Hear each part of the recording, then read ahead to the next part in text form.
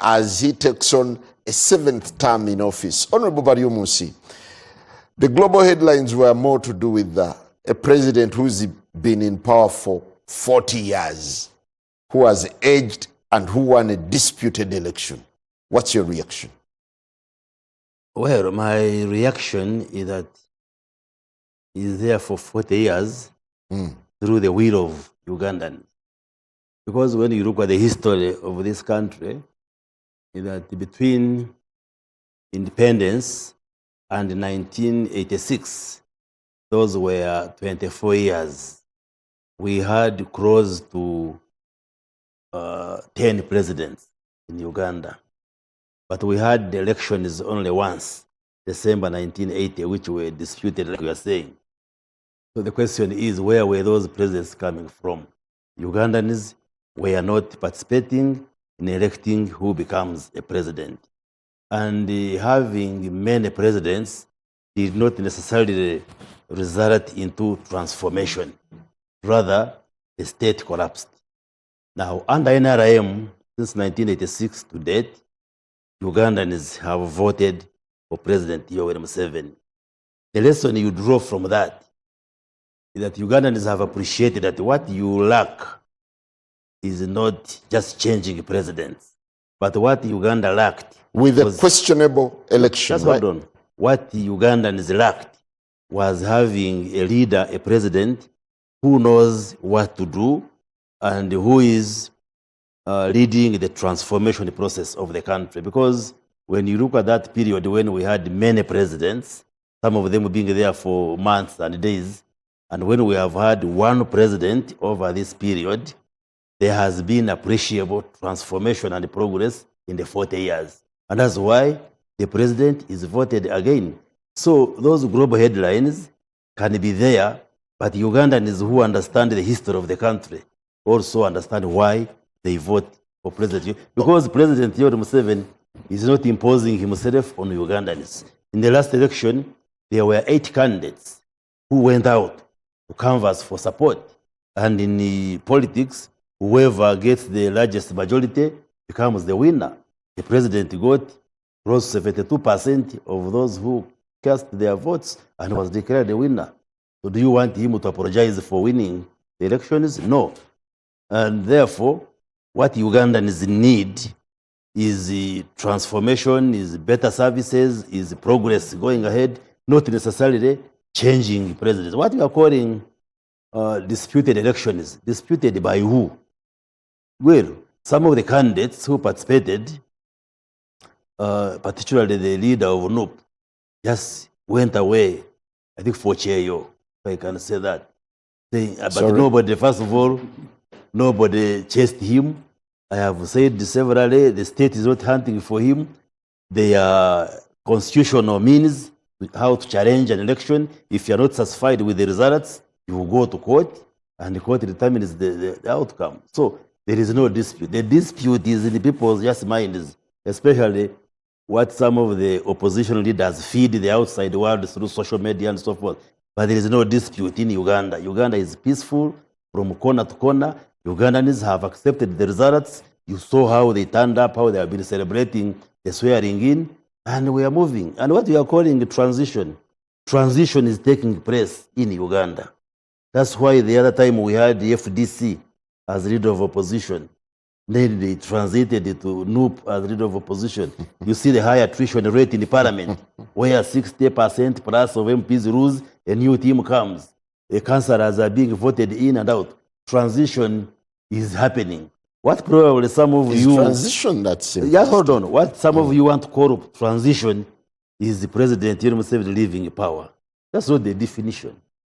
President Yoweri Museveni will leave power, of course, sometime later. But as long as the NRM party which he leads endorses him as a flag bearer, like it has done, and Ugandans vote for him, there is no big problem. Well, so the question of saying the main issue is politics and so forth, these issues of governance, issues of politics, are well articulated in the Constitution. Moses, there is so much fuss about the president's long stay in power and his age. Do you think these two are counting against him as he takes on the 7th term? Why would they count against him? Ugandans who voted for him knowing how old he is. There were people who are younger. It's not about age. People are saying, "You go to Twala, where are you taking us?" So, for instance, there's something I liked about Noop. When their president was in Busoga, he made a statement. He said, "I'm going to abolish PDM." He's younger than President Museveni. Now, I like that statement. In fact, whenever I would go on radios, I was having a radio program every Tuesday on CBS during the campaign period, and I would say, you choose between the one who's going to abolish PDM and the one who's going to maintain PDM. So it's about your policy. What are you promising Ugandans? So Ugandans were seeing the young and the old and who. There were the Mugisha Muntu, where maybe you could say middle, I don't know that will be middle age. I think he's in the 60s. The other, Bobi Wine must be maybe either late 30s or early 40s. President Museveni in 80s. So people made a choice. Depending on what message are you giving them? So why would people be bothered about that? Yes, they know his age, they voted for him. They know his programs. They know what to expect from Museveni. They know what they know where he has gotten Uganda from, where it is today. In terms of security, Uganda is like an island in this area of East Africa, where you have South Sudan, the other side, the DRC, the other side, Sudan up, the other Sudan up, where there's chaos, and they know which case we had in Uganda. They see the economy transforming. We have said they see the roads being constructed. They see we have now recently started on construction of standard gauge railway.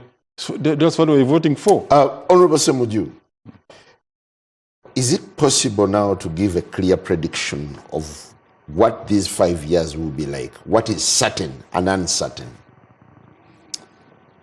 You see, I think we're making progress as a country. People in the traditional opposition and NRM were all discussing issues of governance, issues of free and fair elections. The NRM along the way became defensive. The Honorable Bariomunsi, the Honorable Margaret Mahanga, Honorable Frank Tumwebazi, I don't remember the fourth or the fifth. Honorable Bati. After, I think, 2006 election, wrote a paper calling for an internal discussion about, I think, their own elections and by extension, the country's elections. Because when you are discussing elections, it is... Was this a dossier for NRM? I must have reported about it in Parliament. They saturated it. But that debate never happened, like the one of USG. NRM is allergic to those sort of debates. What we should be discussing, if we care about Uganda, is the quality of elections, not the outcome. Because Bariomunsi wants us to celebrate 72%. In Rwanda, it is even, was it 90-something? Rwanda is peaceful from corner to corner. Their elections, the president gets 90-something%. That was Saddam Hussein. That is everybody. Most of strongmen military people. Mubarak got 94? Yes. Most of strongmen military people will get the percentages that they want. Even Tanzania has also been now spoiled by Museveni and Rajiri Rwanda. The Suruhu got 90-something. So it is not the percentages that you get, it is the quality of the election. Because national election is a national project. We've spent more than 2.5 trillion shilling on elections, taxpayers' money. So these elections must be worth the name. So is the country still haunted by the election? You have people who are in prison. You have the opposition. Because of elections? Because of elections. If you make mistakes. I was in Chiteya to see the Honorable Mwanga Chivumbi this week. Picked from his home and is being accused of crimes he never committed. Are you sure? Yes, because Mwanga never shot anyone dead, but there are people who were shot dead. He didn't have even a kasari. But the ones who shot are not in prison. The one in whose house people were shot is the one who is in prison. Why don't we have those who are shooting people in Butambala? He's in prison. I went to visit him this week. You have others. I've told Dr. Wesley is there. We have some Mukumi and others. You don't have to go through the names. So the issue is these particular elections and all the elections we have had, the tendency by the NRM people is to invite a discussion on the outcome, not on the processes leading. Because the Museveni that you're saying is very popular, how much of our money has he used to popularize himself? He spent almost a whole year going around the country, giving money, campaigning for PDM, taking photographs with the people and the pigs and the eggs and everything, and then saying the country has transformed. That was a whole year campaign. Then you go into the campaign themselves, militarized, rigging of elections, about staffing. In Chira, where I've been an MP, NRM people who became number 3 were being announced winners for the mayor, so for the division mayors. NRM MP from your constituency? That's not the only position we elected, Honorable Yomus. We would be more interested in that one than even any other That one, position. when I lost, I came and said I had lost fairly. But not to NRM. No, I didn't lose to NRM, but even if I had lost to NRM, I would say, because me, I am a Democrat. If You're I lose saying- elections, I'll come and tell you I have Saying they lost. were declaring the person. I am who telling came you, we had the mayor for Chira. NRM person came not even number 3 was announced a winner. You saw what happened with Muyanja. We were with him in Parliament, Chris Bariomus. You saw Muyanja Senyonga in Mukono. He was announced temporarily, and when he was going out celebrating, they announced NRM. You saw what happened to the chairman of Wakiso district. You have... I don't know. I was not part of the process. It is your decision to choose what to know, and I can't blame you for that. So we haven't sorted out issues of election. These are not elections that anyone who wishes Uganda well will celebrate. There must be a discussion in some form. Do we continue with these elections? Look at the level of militarism. We're talking about what to expect in the next 5 years. Militarism. Military has taken over our lives. You go to police station, military people. On the street, military people. You go to government departments, military. So we have slowly crept back where, because when Museveni came here, he said the military shouldn't even be around Kampala. They should be in Bombo. He actually physically removed them from Mbuya, took them to Bombo. Now, not only did he bring them back to Mbuya, they are the ones in NIRA, they are the ones in immigration, they are the ones in parliament, they are the ones everywhere. And they are doing well. Yeah, military people will do well. They are doing well. And that's what Uganda. Military people will do well. And that's what Uganda wants. But democracy means well. that the military must be neutral and saluting everybody. Yeah, but if in immigration you are neutral, what's wrong with it? So even in cabinet, so you've forgotten what Museveni wrote. Is immigration a political? In CA, when you had Serwanga, Tinyefuza and Besigye speaking out, Museveni wrote, I still have that letter to the NRM. And he said, when you go multi-party, these soldiers will not be in parliament. They need to go away. You now have them as ministers. Even the CDF has a political party. No, but he has a political party and the MPs. Semujju. I didn't see Byaruhanga going to celebrate his birthday. So we've gone back into military role. These Byaruhangas are just sugarcoating. And that will affect everybody, Moses. We can't pretend about it. So is it likely to be the major feature, the main feature of Museveni's 5 years? When people grow old, the president has himself said it. When he was meeting traders at Kororo, he said, I have grown, I am about to meet the Almighty. So someone who is preparing to meet the Almighty should be kind enough to the country to prepare it. I am not old, but I can meet the Almighty, but I am preparing my children. I periodically have a discussion with them. If I die, this down. So the president should be kind enough. So the next 5 years are going to be years of uncertainty. These NRM people, when we meet them in the corridor, because they are also human beings, they want a more stable environment. They don't know. That's why you see ministers running to Kororo to celebrate the birthday of Mohoz. They think maybe he's the next president. Maybe he is. All the people who can't even run 2 meters are there in Kororo, and you wonder.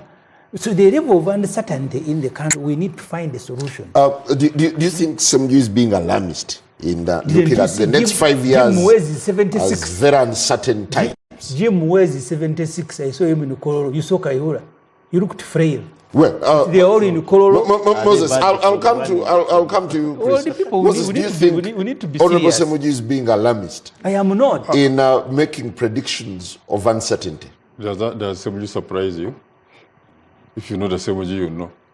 He's always like that. So that doesn't surprise me.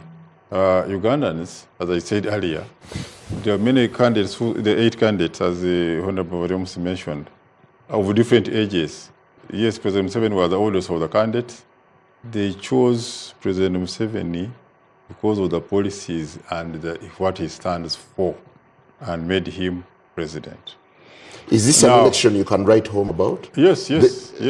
I participated in this election. I was where military was all over the place. And but his military was there from Congo.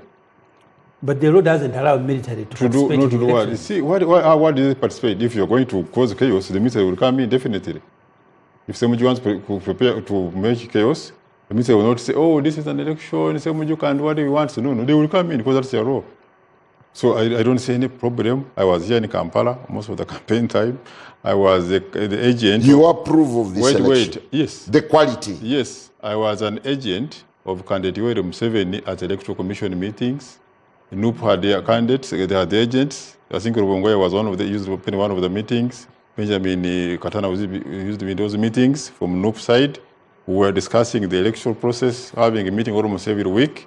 With security involved, the head of police operations was meeting with us, chaired by the Electoral Commission chairperson, and other commissioners were attending those meetings. So issues where they had concerns, they would raise and we would discuss them in those meetings. So to say military, were the military people on the polling stations? Yes, they were. I went and voted. I went and voted here in Kampala. I didn't see any military person at the polling station. We counted the votes were there. There was no military in the voting. The votes were announced by electoral official at the polling station. It was not announced by the military. So what gives you hope that the next 5 years are going to be bright, not as bleak as some of you say? Because we have had bright 40 years. Why should the 5 be a problem when we have had the 40 and the 40 are bright? Don't you know that? That's why we are here, because there's the security in the country. There cannot be insecurity in these next 5 years. Whoever will try to bring insecurity in Uganda will definitely be dealt with like we have dealt with many before. Remember at one time we had the LRA fighting, we had the UPN, so we had the Front for National Salvation in West Nile, we had the ADF coming from Congo. We have dealt with all of them. Do you know of any unresolved political questions that need to be tackled in the next 5 years? I don't know of any, because yes, everything is laid down in the Constitution of Uganda. If you want to change a president, it is clear how you change a president. If you want to change an MP, like they changed the Semujju, it is very clear. It was in the context of the Constitution. That's why Semujju cannot complaining, because his removal was constitutional. They didn't come and say, Semujju get out because you criticize NRM. No. Moses, I never had the military. The person who defeated me never had the military. He didn't fire tear gas at me. I didn't fire tear gas. So where is the military you talk about? Me, things that Museveni was doing to his rivals. Firing tear gas at their meetings, stopping them from accessing their venues. Please, no. I was following all this in the Electoral Commission meetings. So you mean the tear gas was happening in the body? Wait. You see, let me give you an example. Yes. When Bobi Wine went to Fort Portal for his rally, he was coming from Kasese side. And his venue where he was supposed to have a rally is where President Museveni had a rally earlier, before. And in the same venue, on the road from Kasese to Fort Portal town, for him, when he came and said, I want to go to town first, to go make a drive in which town. Was a very big crime. Yes. Because the police said, no, you are right supposed to be there. But and that brings an altercation. Honorable Byaruhanga. Yes. Because it was the police work. Honorable Semujju seems to depict the next 5 years with a projection of chaos, uncertainty, and bleakness. Well, that is the Semujju at his best. That's the rhetoric. He's a pessimist, right? That's the rhetoric he has always had So I am the one imprisoning people for by many almost. years. Let me comment on the age of the president.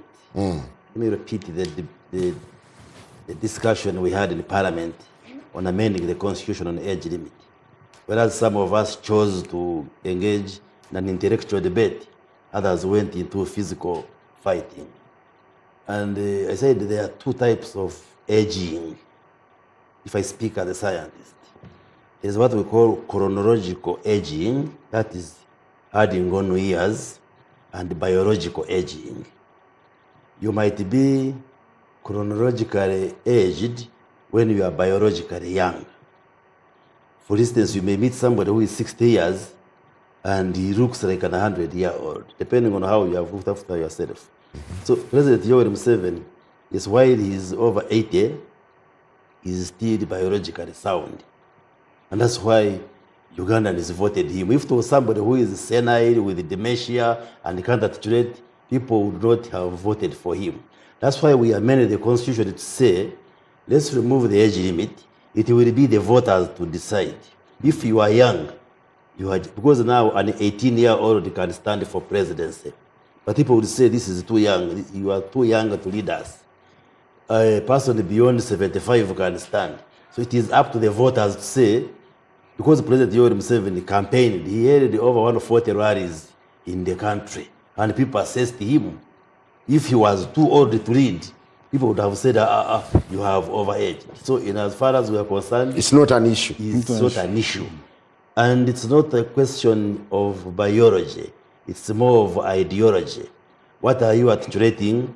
What are you going to do for Ugandans? How are you going to fight poverty? How are you going to address the quality of life of Ugandans? And that's why even those whom you are saying we are young, we have voted out, we are not voted. There are some who are in their 30s and 40s standing for the president, but they were looking at the manifestos. If you are 30 and you are not promising anything useful to Ugandans, they won't vote you, so it's not a question of age. In any case, the president will be the head of government, but he has an institution. So are you looking at a stronger Museveni in the next 5 years? To deliver. So, the next 5 years, they are articulated. Is it a stronger Museveni who is awakening the country now? Yes, he remains strong like he has been.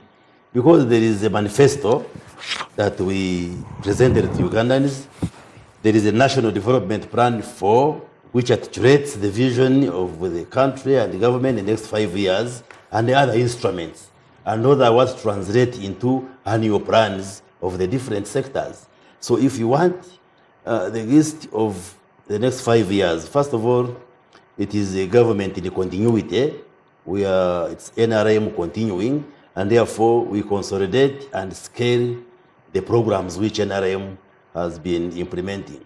Like you say, the infrastructure programs, expanding the road network, electricity, safe water, social services, health, education, and we have brought out those points, the areas which will be handled in the next 5 years. Like education, we have said we are now going to move to free primary and secondary education because school fees remains a challenge.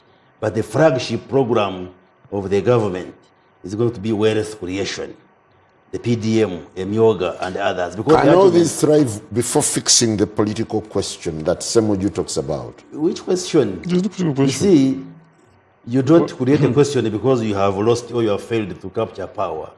No. We have a multi-party dispensation. Political parties are contesting for power. The political party which garners the biggest percentage goes into leadership. Simply because the Semujju's party cannot win, that doesn't mean there is a crisis in our politics. No, the constitution is very clear that even if President Yoweri Museveni was to live either, God forbid, through death or maybe leaving politics, That God should forbid death. there are mechanisms outlined in the constitution how we would transition into the next leader. So there is no crisis at all. In as far How as does it appear to you when the two big rivals of President Museveni, of the opposition, the two big figureheads in the opposition, one is incarcerated, yes, without an end to his trial, and the other one is in exile. Dr. Besigye. You see, I have said this severally, that being a political actor does not insulate you from prosecution if you are suspected of committing a crime. There are charges which have been preferred against Dr. Besigye. Don't tell me because he heads a political party, therefore, if he's suspected of committing crimes, he should be left alone. I think that would be wrong. Isn't this an issue that the president should be talking to? Seriously. Come again? Isn't this one of the issues, the political issues that the president should speak to? Which freedom of political contenders. Yes, and if you commit has crime, that freedom been narrowed or removed? We have told you there were 8 contestants against President Yoweri Museveni. Political parties. Isn't Semujju here representing the opposition?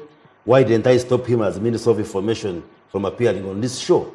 Political actors of different shades of opinion are active. It is not a crime that Ugandans, majority of them, support NRM. And don't make me appear shameful simply because the party I belong to is voted by Ugandans. Dr. Kizza Besigye is in prison not because he's an opposition leader, but because the state suspects that he engaged in crimes. And his case is before the courts of law.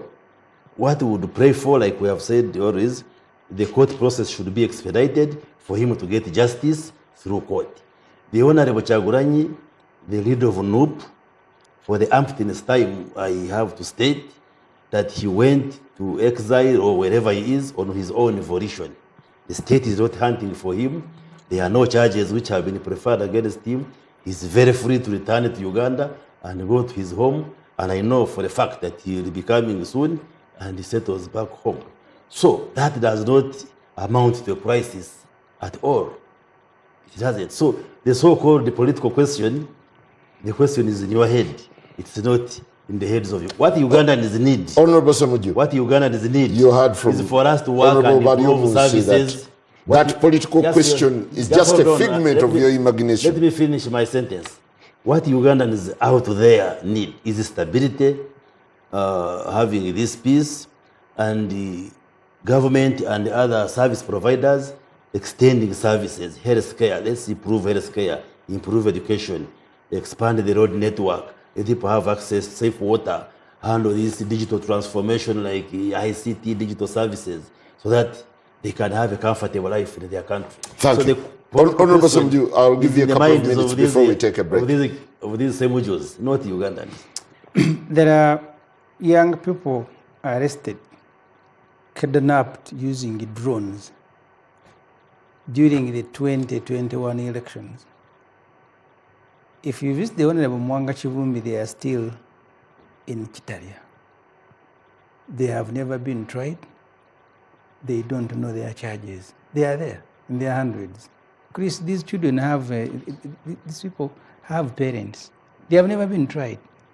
The only group they afraid was the one Balaam went to speak, I don't know whether to Mohozi or to his father, and they said for you to get out, first come here and confess that you have committed crimes, and then they will pardon you. Those who said, but we can't concede to crimes you have not committed are still in jail. Dr. Besigye has been tried, I don't know how many times, for rape, for treason, misprision of treason, terrorism, everything. Even when that trial of his, the holding charges in the file of police had something to do with smuggling. He ended up being charged with rape.